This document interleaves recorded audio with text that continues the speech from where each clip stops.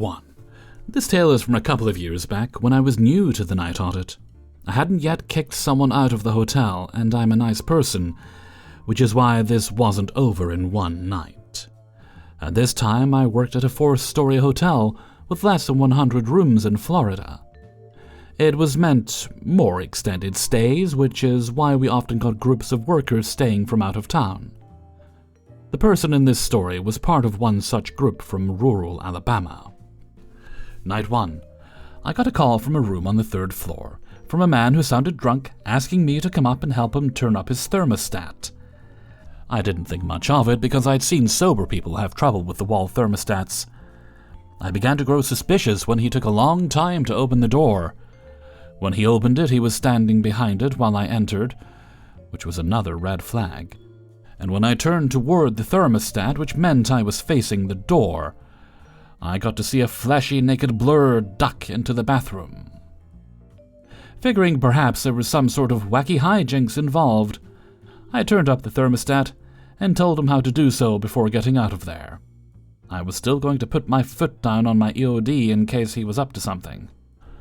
Up to something he was, I found out an hour or two later while walking the halls, when the elevator opened on the 3rd floor.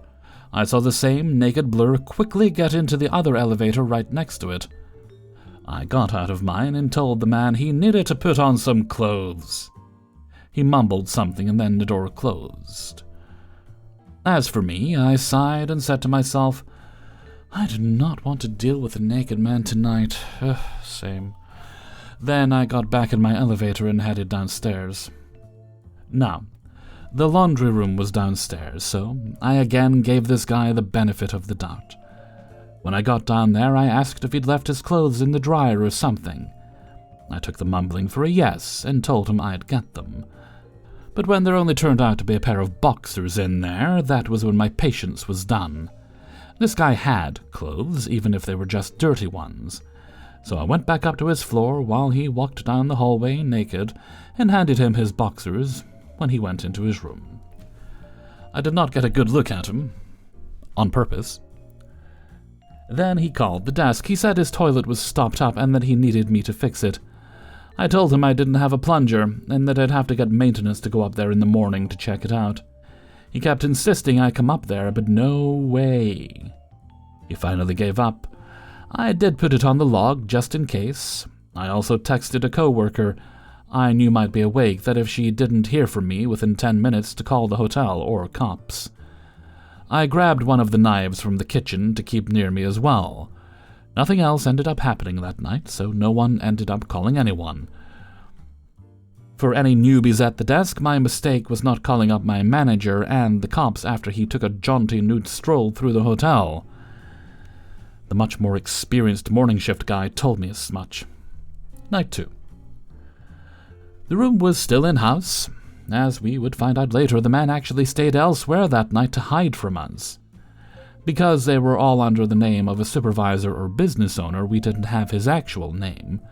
We also didn't have much of a description, because I did my best not to look at him. We just knew he was on the older side. Despite knowing this, a troublesome PM shift worker of mine was flirting with some of the other workers in that group. I asked if she had read the EOD, and she said she had. Then asked if it was any of those. When I told her no, she went right back to flirting, which I considered a bad idea for a few different reasons, including the possibility that this bunch might be birds of a feather over all this weird stuff. While I have many stories about her mistakes, that's as close as relevant to this story as she or Night 2 is. Night 3. On the way to work, I get a call from the coworker I texted the prior night. She was working PM shift this night and told me to let her know when I got there. The guy had been kicked out, and she wanted to make sure I was safe in the parking lot if he happened to still be around. After getting there and watching her to make sure I made it safely inside, I learned the conclusion to our tale. The naked creeper had come back to the hotel and came to the desk to speak with her. He asked her if she wanted to come up to his room for, a little this and that. Little. She couldn't really believe what he said, so asked him again, and he repeated it. Then she got his room number and realized who it was. So then my GM was called, as were the police. The rest of the workers in this guy's group saw the man being evicted and asked what was up. When they heard the story, he was fired on the spot. I was even told by my coworker that someone in another room had let us know that if he came back, call him and he'd deal with him personally. Unfortunately, no one ever seemed to give the hotel his name. I've always been suspicious of that, as it means he never actually got put on the DNR list. The last I'd seen of him, he had been walking off down the road in the direction of a different hotel, known for some less reputable folk. He definitely didn't walk into our hearts. Hope I never see him again. But it's not like I could pick the guy out of a lineup. Hellfreezer's note. While I do understand that a room can be booked under a name or a company other than the person who's staying there, it's a bit of a concern that it's not mandatory for the people actually in the room not to be listed. I certainly hope that policy has been changed ever since old Bud Nakerson there was staying. 2. They gave the daytime house person, the nighttime house person, the night laundry person, and my front desk trainee the night off. The day of 101 check-ins. How that's possible is beyond me. Night audit broke the night before, and the day never even got rolled. I got called at 1 p.m. to come in and help figure it out. AGM had the day off and couldn't be bothered, and the GM is off till Tuesday, so she couldn't be bothered either. Time for the front desk supervisor to step up, I guess. We figured out the role and could finally start taking deposits and working on mobiles. 46 mobile requests for the day. We are a small hotel with 124 rooms. 60 check-ins is a big day for us, but due to the eclipse we had 101. Once 3 p.m. rolled around, I was the only person in the building that worked here, and it was a frickin' nightmare. Constant flow of people and constant issues. Just to highlight the most common issues, I started keeping track of how amusing it was. I am a super shiny, so I want an upgrade. 15 to 16 times. I booked 1 bed, but I need 2 beds. 12 times. I need to switch rooms. This one is facing the wrong way. 3 times. I want the top floor. 50 times. I want a quiet room away from everybody else. 10 times.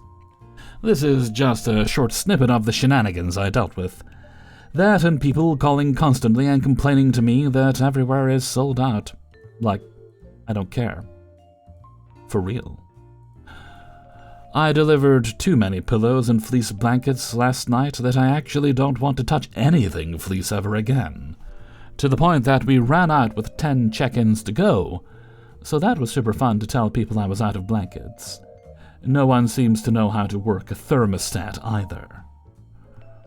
I was also getting scolded by the stayovers that didn't get their service because we had 101 checkouts, demanding I come clean their rooms at 8:30 p.m.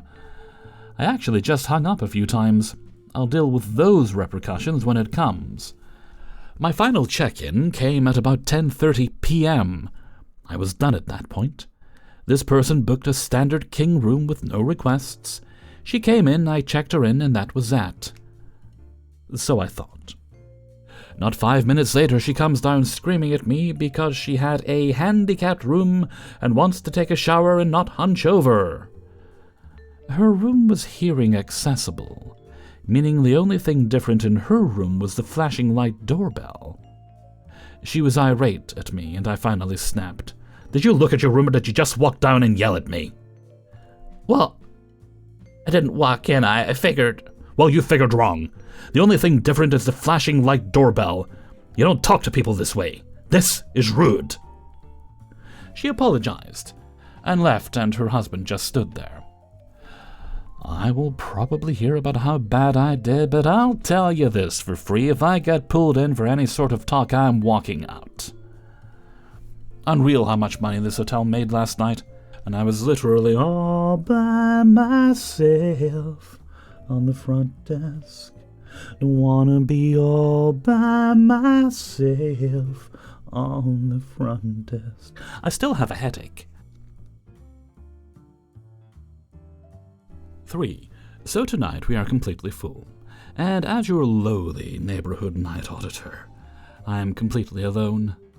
I am no stranger to dealing with drunks or the homeless or all the generally weird people who come out at night. Blech. But tonight's drunk takes the cake. This lady comes down at about 12:30 a.m. and is very visibly intoxicated. She's slurring her words, rambling about nonsense, and just generally being out. So she starts complaining about our lack of security and how all sorts of crazies could just walk in. Madam. Irony. Now, at my place, the only door that's unlocked at night is the front door. We have cameras in all public areas, and I am here all night, so we can tell when someone who is not a guest comes in. Anyway, she's just going on and on about security and how unsafe it is and how she's from the big city and hates this place. Eventually, she started saying things like, "What if I had an AR on me? What if I brought in my gun?" Then proceeds to talk more about how many crazy people are out there, which is ironic because she is the only crazy person I have spoken to tonight. She then goes over to our sundry shop, grabs 2 bottles of water, licks them, and claims they're free now. After that mess, she starts talking about her children. She called her daughter a name, said she was ugly, said that she stunk. Then she starts showing me family pictures and then started playing a video of her daughter's recital and started saying how everyone is just jealous of her. She then started saying how pretty her daughter was and how amazing she was. While she's showing me pictures that I do not want to see, she starts looking for her phone and can't find it. In her pocket, the very phone she is showing me pictures on. Eventually another guest walks in from outside and she gets distracted, talking to him, and eventually starts following him. I think I'm finally free, but alas, she turned around because she thought she forgot her phone, the phone she was still holding.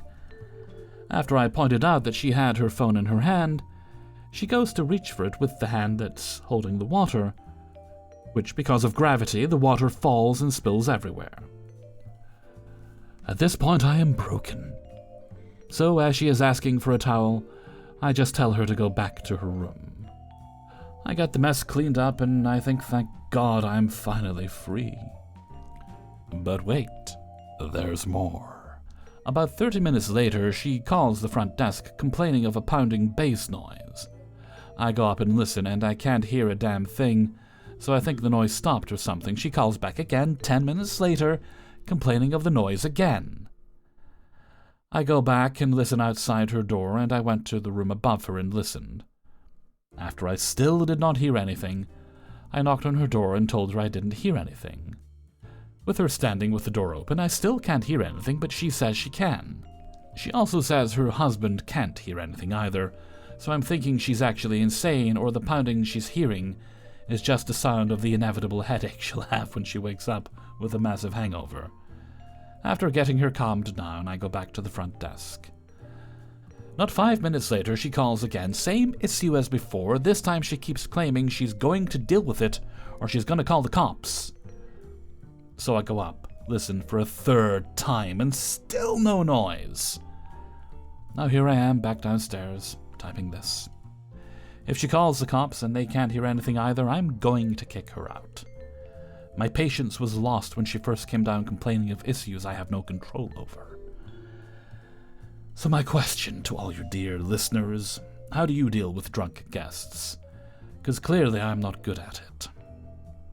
Hellfreezer's note, I think the best solution for a drunk guest is just to pack them in a big bag of rice until they dry up. Or is that mobile phones? I always mix those two up. Drunk people do get very upset when you try to plug the charging cord in, though. 4. My breakfast attendant has a history of asking me to do things that are not within my job description, trying to get me to do her tasks. We had a huge fight once because of it, and I have reported her to the manager before. The managers couldn't fire her due to lack of staff, but they warned her and reassured me that she won't bother me anymore. So she started being nice, apologetic, and tried to kiss my tuchus with a bunch of compliments for a little bit, but I guess she got comfortable again. Last month the guests had a big party for St. Patty's Day, so there was a lot of trash. She came in to work 40 minutes late, complaining about some heart problem she has. She said because she's late and has heart problems, she needs to get started on breakfast quickly, so she doesn't have time to take care of the trash and asked me to do it. I saw how late she was, so I took care of the trash when it wasn't my responsibility. Present time. All hotels around the area are sold out, including ours, due to school events. It's been busy, and there's always people asking questions, needing something, answering calls, etc. I was so busy at the front desk, I even sent out the breakfast a little bit later than usual. Yesterday she complained about her heart problems again, and she asked me to rearrange some chairs because they weren't in the right places. Again, not my job, but since I was still around the dining area after setting up breakfast and it only takes a couple of minutes, why not? I helped her again. This is the part where I think she got comfortable. Today she came in on time, walked up to the front desk and said, "Hey, can you rearrange the chairs? I've got so much to do I can't do it." Again, wasn't late or anything, had plenty of time. I just kind of stared at her because I see that it's starting to become a habit of hers again to boss me around. I didn't even have time to give her an answer. She walked away and said, "Okay, thank you so much," like I had no choice.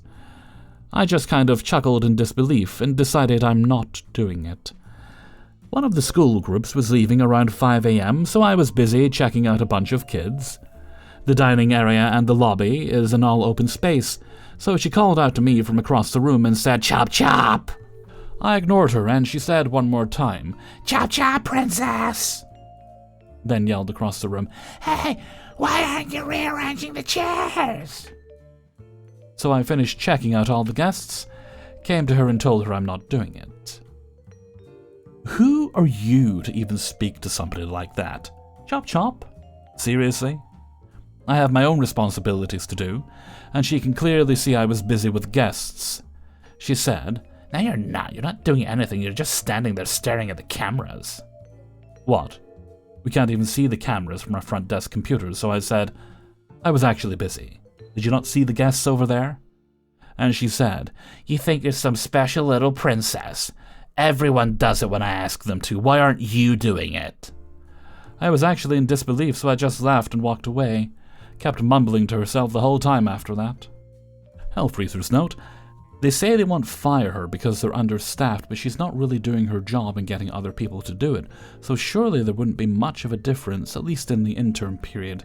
It takes them to find someone qualified, like a disgruntled badger or something, because it would probably do a better job than she is. 5. I work for a pet-friendly hotel. We allow dogs and service animals to stay with our guests. For service animals, we waive our pet fee. However, for regular pets, we implement a $15 a night per pet cleaning fee. This is rarely an issue, as we communicate the charge and also provide paperwork detailing the expectations of having a pet on property, i.e., the animal can't be left unattended, unleashed, and must be picked up after. One of these stipulations is that the animals must be declared so that the staff is aware, especially our housekeepers. Another stipulation is that there is a limit of 2 dogs per room. Regardless of if a guest has an animal, they must sign a paper detailing that if there are any undeclared pets, we charge a $250 cleaning fee. We also have another policy. If a guest resides within 60 miles of our hotel, we require a $200 deposit that will be returned to the guest after their stay, as long as there is no damage to the room, partying, disturbances, etc. This is a pretty common practice in hospitality. However, it never fails to upset people. The whole point of having this deposit is to ensure our hotel doesn't become a party hotspot and remains family-friendly. After working here for 3 years, I've learned that the people who can't front the deposit, or who get upset about it, are usually the people intending to use the hotel like a party house or a drug den. The system works. This particular story encompasses both of these policies, and I personally think it exemplifies that no good deed goes unpunished and vice versa. I have a tendency to give the benefit of the doubt to people who seem down on their luck or who need a hand, and unfortunately, more times than I'd like to admit, I've been bitten in the butt for it. I've learned that hospitable and pushover are not synonymous, and sometimes you have to be a jerk to uphold integrity. In the spring, a 50 or 60-year-old man, henceforth known as Mr. Local, was dropped off at the front desk by who I can assume was a friend of his. His friend remained in the idle car outside the lobby while the man came in to book a room. I could see through the window that there were two, super cute I might add, dogs sitting in the back seat. The man handed me his ID. I saw he was a local resident, and I informed him of our deposit. The deposit does need to be in cash, so Mr. Local left and returned with the $200. I asked him about the dogs and informed him of our pet policy. He told me that only one of these dogs would be in the room and that they were a service animal. By law and integrity, you can only ask 2 questions about a declared service animal. Is this a service animal? And what task is this service animal trained to perform? This is directly from the ADA. I personally don't like to ask about the tasks because it's none of my business. So I took his claim at face value, waived the pet fee, and believed there would only be one dog in the room. Fast forward to the next morning. The night shift had told a different guest that they would need to move rooms for whatever reasons. The details there aren't necessary. When I clocked on, I was able to play Tetris with the reservations and kept this guest in the same room. It so happens that the room he was initially going to move to was occupied by Mr. Local.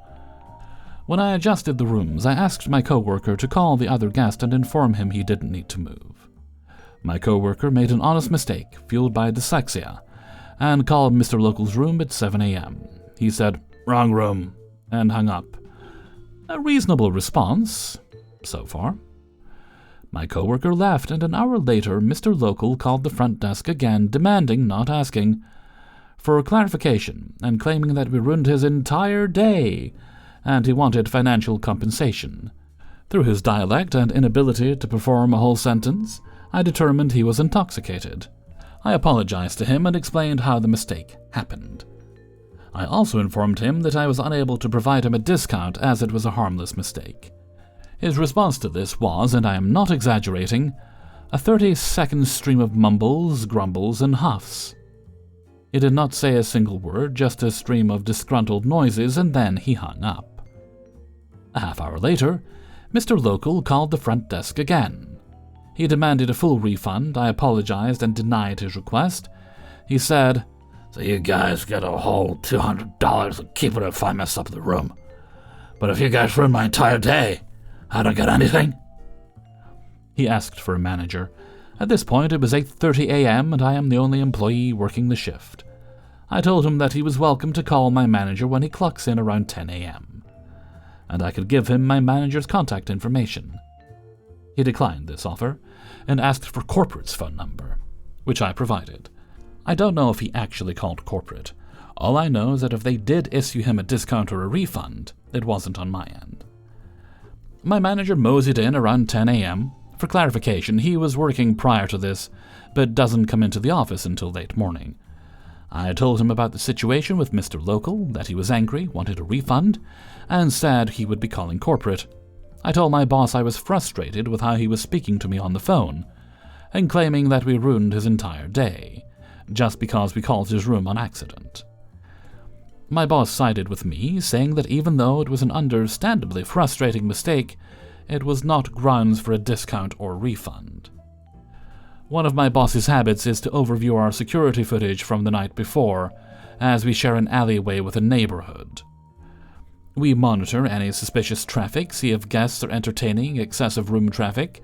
Since Mr. Local seemed intoxicated and overbearing, my boss decided to monitor his room traffic overnight. And this is where the tables turned. Around 3 a.m., and other various moments throughout the night, we witnessed a fairly heavy amount of room traffic going to Mr. Local's room. We can't confirm or deny any suspicious goings-on. My intent is not to accuse anyone of doing anything unsavory. What really caught our attention was not just one, not two, but 3 dogs coming in and out of the room, unleashed and unsupervised, one of which was the apparent service dog. Like I stated before, we have a 2-dog limit per room with a $15 cleaning fee per pet. Any undeclared animals result in a $250 cleaning fee. At this point I was livid. I was angry with how I had been spoken to over an honest mistake that I didn't even cause, and then to see that Mr. Local was deliberately disregarding our hotel's policy. I told my boss then and there I suspected we would be keeping this man's deposit. The way I saw it in the moment, if Mr. Local was going to ignore the policies he agreed and signed, then we were going to stick to our policy like Velcro. If he wanted to contact corporate about it, then he could explain to them that he violated the hotel's policies. We kept the deposit and still gave him a $50 discount on the cleaning fee. My boss agreed with me at first, but later rescinded his agreement. He said that if the man's room was clean, to just give him the deposit back and add him to our do not rent list. It would just be easier to never hear from him again rather than to open a whole can of worms with corporate. I've slept on it now and agree, but in the moment I was seeing red. When checkout rolled around, I went and checked Mr. Local's room, which we always do prior to returning any cash deposits, and everything was as it should be. I returned his deposit, and before he left, he actually apologized for the way he spoke to me. I apologized for the inconvenience he experienced, and I didn't say anything about the dogs. As a certain content creator would put it, sometimes you just have to give the guest a pickle, even if they don't realize it. Long story short, just don't be an entitled jerk, especially if you're violating policies you agreed to. Hey everybody, Hellfreezer here, and thank you very much for listening to Coahw, episode 144, and thank you very much to everybody who allowed me to use their stories in this video. Before you go, please do hit the like button if you'd be so good, thank you kindly. And if you'd like to get early access to these videos, you can support me on my Patreon page. Just click on the description and there's a link there that will take you right to it. You get the videos on a Monday for as little as $1 a month. We don't do tiers, it's just $1 the minimum. You can support more if you'd like to. I'm always very grateful. You also find a link to the Hellfreezer merchandise store on Teespring. And if you'd like to join the Discord community, there's a link there too for that. And we got all sorts of links in there. And if you really like today's video and you'd like to leave a tip, you can do that by clicking on the heart with a $sign here on YouTube and select a tip of your choice. But none of that is required, although I'm very grateful if you choose to do so. Okay, let's move right along to Hellfreezer's question of the day. And today's question is: has a food product, or any product really, gotten small over the years to the point where you've decided, yeah, I'm just not buying that anymore? For me, it was this year. I did finally get some Cadbury's cream eggs, and I think they're even smaller this year than they were previously. I really would have to check, but I don't have one from last year to check. But we know for a fact they're much smaller than they used to be, certainly smaller when I was a kid. To the point I'm feeling, they're just not worth it. Even though I got them after Easter, so they were slightly cheaper, it still doesn't feel worth it. Maybe this is just old man yells at clouds, but it really does feel ridiculous the way they keep just, shrinkflation is what they call it. They give you less and still put the prices up. Another example of that is the Cadbury's, like the hanging bags of sweets, like the buttons, the caramel-filled ones, like the Whisper Bites, all that sort of thing. Smaller than they've ever been, but the prices keep going up. Let me know what you think in a comment below. I'm also making myself hungry talking about that. And before we go, let's have the answer of the day from a previous video. And this one comes from Coahw143, and I believe this was in relation to what's the latest musical rabbit hole you fell down. And today's answer comes from Transmaskdruid77. Question of the day: I have fallen down many of a rabbit hole in music, so here are a few favorites based upon genre: heavy metal, The Hue, a Mongolian folk band, EDM, Pache, a Belgium-based DJ who blends classical music with EDM and rap, I've also been rediscovering both the Talking Heads and the Pet Shop Boys, and listening to YouTube channels that translate songs into Latin. That sounds very interesting. Thank you very much for your answer, Transmask Druid. And with that, I'm going to head off for now. So until next time, thank you very much for listening, and take very good care of yourself.